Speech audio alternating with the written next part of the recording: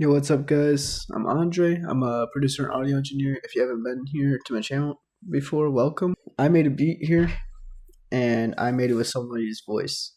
So I sampled the kick and the snare, or the kick and the clap, basically, from that person's voice and what they said. It's Poncho. He's a YouTuber. You guys don't know who he is. I'll link him just down in the description.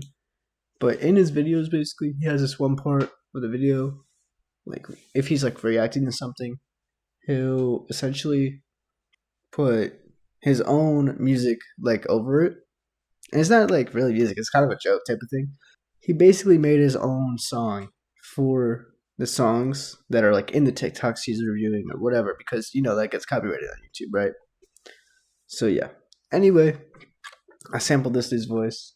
I'll show you guys how I sampled it. I used Fruity Slicer. You guys know what it is? If you're on FL Studio, you probably know what it is. But if you don't, Fruity Slicer is basically a plugin in FL Studio to help me essentially slice it and sample it.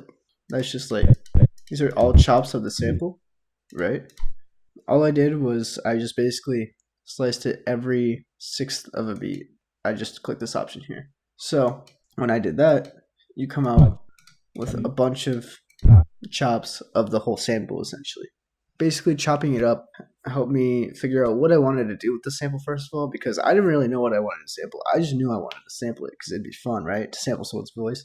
So I was like, okay, how can I sample this? I listened to the whole thing. I was like, okay, well, most of it I can't really use for any music type of thing. Like I can't, like pitching up and down everything. I tried all that, versing everything. I was like, okay, it's not really good. So I was like, okay, what if I just use it for drums, right? And that's what I did. So I put a kick pattern down here.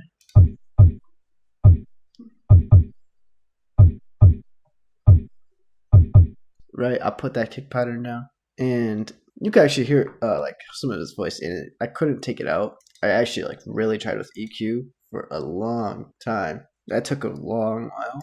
So basically, I just put a high pass filter on this, and then put a bell pass right on here so that I could raise up the decibels of the bass of his voice, basically for the kick, basically. So that's what this looked like, right?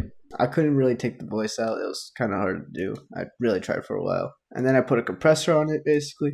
Got the gain knobs and the peak reduction, all that. This is such a good compressor, guys. If you guys are looking for like any compressor plugins or whatever, this isn't free, but like it's just such a good compressor. Like LA2A, so good. All the UA audio stuff, it's just amazing. But anyway, right, I put a compressor on that, just EQ'd it. Same thing with the clap here. It's more of a snare, but I'm just calling it a clap. It's whatever. I EQ'd this, and I just changed up the velocities a little bit, so it sounds a little bit more like alive, And that's how I made that drum pattern, right? So yeah, I made a simple progression here, basically. All I did was just a C minor, and I just put the third note down, 1, and that was really all. For pretty much the whole thing for progression. I made the hi-hats and all that, triplets on there, right? And then I also just put an ARP in.